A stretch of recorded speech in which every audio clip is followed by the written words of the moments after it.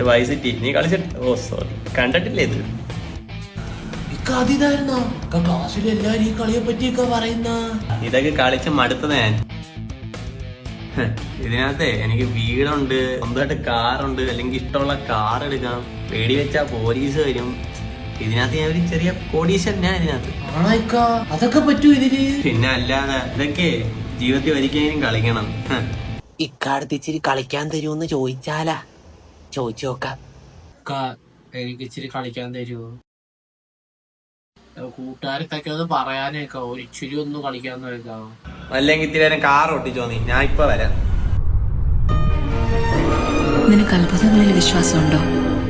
മനസ്സറിഞ്ഞ് അധ്വാനിക്കുന്നവന്റെ ജീവിതത്തിൽ ദൈവ അത്ഭുതം പ്രവർത്തിക്കും.